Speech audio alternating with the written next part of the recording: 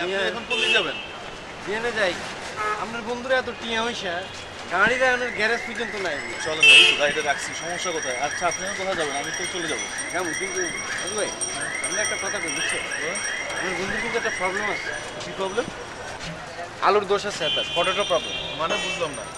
আর বুঝেন নাই, এত তো নাটক বানাইবো কম মিয়া, দেন না খালি নায়িকা নায়িকা মায়া করে।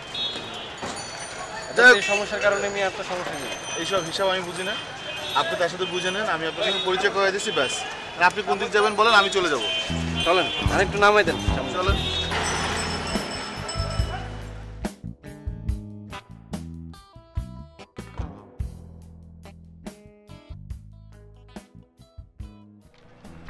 অবস্থাকে আর একটু ভাঙ্গি বল। অবস্থা তো বিয়ে করছি, নতুন বিয়ে করছি, সংসার করার চেষ্টা করতেছি আর কি। আরে দূর বেটা, তুই বিয়ে করছো দেখো, খবর কি নতুন খবর? তালাক দিলে নতুন করে খবর দিস। সার্বিক অবস্থা কি সেটা আরে ভাঙ্গি বল। হাউজের কথা জিজ্ঞেস না, সার্বিক অবস্থা তো তোর জানার কথা। তুই তো জানো যে জিল্লুতে গেছে থেকে বাড়ি করে দিচ্ছি আর কি। আর বাবর যা করতেছে এটা তো ভালো করে জানো, সবাই জানে টান কালচার মাল যে এখানে ঢুকছে, এটা আমরা এখনও সহ্য করতেছি, বসের কেমন সহ্য করতেছি আল্লাহ জানে। আর জয় তো মনে করছে অস্বাভাবিক হয়ে গেছে। হ্যাঁ, হাতে দেখলাম 1 লাখ লাখ কত, হাতে ফ্রাস্ট্রেশন কিলোই কত জানোস না? না কই তো খারাপ লাগে বুঝছস। আমার একটা স্ক্রিপ্ট লেখছিল, হ্যাঁ স্ক্রিপ্টটা সুন্দর হ্যাঁ। বছরে দিচ্ছে, হ্যাঁ তো এটা মনে করছো ফাইনাল টাইনাল করে যখন কাজটা আরম্ভ করবো তখন দেখা যাবে নাম নেই, পরের থেকে হয়ে গেছে।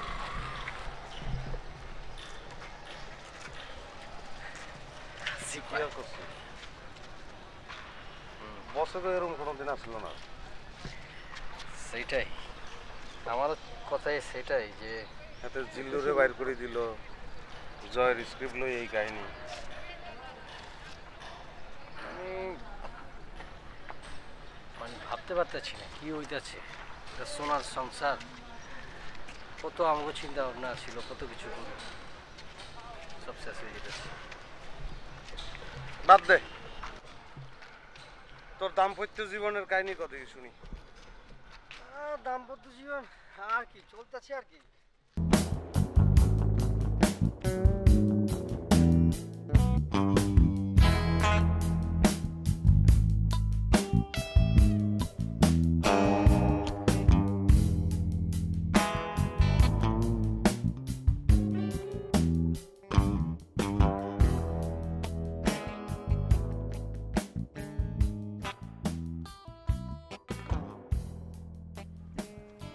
সরি সরি তো। কিসের সরি? হ্যাঁ, তোমার কি কমন সেন্সের অভাব আছে? আমাকে বলো, তোমার কি কমন সেন্সের অভাব আছে নাকি? আমাকে বলো, এত বড় হয়েছো তারপর একটু সামান্য কমন সেন্স শিখতে পারো না তুমি? সেন্সের অভাব আছে না? তুমি কেন ভাইয়াকে বলতে গেলা যে আমরা ভাইকে গিয়ে বিয়ে করছি? আমি তোমাকে নিয়ে গেছি ওইখানে জাস্ট পরিচয় করা দেওয়ার জন্য। আস্তে আস্তে জানবে তোমাকে, তারপরে পরিচয় হবে বাসার সবার সাথে, তারপরে দেন বিয়ের কথাটা বলবো। না, তুমি তো এটা করতে দিবা না, মুখ ফসকে বলে ফেলছো আমরা ভাইকে গিয়ে বিয়ে করছি। আচ্ছা আমি কি ইচ্ছে করে বলছি নাকি? ভাইয়া যখন বললো যে বিয়েতে রাজি নাও হতে পারে, তখন উত্তেজনা আমি বলে ফেলছি যে আমরা বিয়ে করে ফেলছি। ও, তোমার এত উত্তেজনা তোমার মুখ দিয়ে বেরিয়েছে না? মুখ দিবেন না, তুমি কি কানে কথা বলো? তুমি তো মুখ দিয়েই কথা বলো, মুখ দিয়েই তো বের হবে। কেন বলতে গেছো তুমি এই কথা? এখন ভাইয়া যদি রাজি না হয় তখন কি বলবে? মানুষজন জানতে পারলে যে আমি ভাইকে গিয়ে বিয়ে করছি, কি হবে বলো? বাসার মধ্যে কি সিচুয়েশন হবে তুমি বুঝতে পারো? আরে বাবা, আমি কি বুঝে বলছি নাকি? এটা না বুঝে বলে ফেলছি। ও, তুমি বুঝে বলো নাই, এত বড় হয়েছো তারপরেও বুঝে কথা বলতে পারো না। তোমার মতো এরকম অবুঝ ছেলের সাথে আমার বাসায় কখনো বিয়ে দেবে তোমার মনে হয়? মানে বিয়ে দেবে মানে? আমাদের তো বিয়ে হয়ে গেছে, আবার বিয়ে দেবে কি? শোনো, এই বিয়ে আমি মানি না, এটা আসল বিয়ে না, ঠিক আছে? এটা হচ্ছে একটা নকল বিয়ে। আমার ফ্যামিলি যদি মেনে নেয় তারপর এটা আসল বিয়ে হিসেবে স্বীকার করবো আমি, ঠিক আছে? নকল বিয়ে বললেই হলো? আসল কাজী অফিসে গিয়ে আসল কাজের কাছে বিয়ে করছি, নকল বিয়ে হবে কেন? আর এটা কি বিয়ে কি পুতুল খেলা নাকি, যে একটা বাচ্চা মানুষ দোকানে গেলাম, খেলনা একটা কিনলাম, পছন্দ না ফেলে দিলাম, এত সোজা না। শুনো, একটা মেয়ের জন্য ভেগে গিয়ে বিয়ে করা মানে হচ্ছে এটা নকল বিয়ে, এটা আসল বিয়ে না। হাজার হাজার মেয়েরা ভেগে গিয়ে বিয়ে করছে, সব তাহলে নকল বিয়ে না? শোনো, আমার বাসায় যদি রাজি না হয় তাহলে আমি তোমাকে ডিভোর্স দিয়ে দেবো। কি? এই তুমি কি বললে? এটা ডিভোর্স দেবো মানে?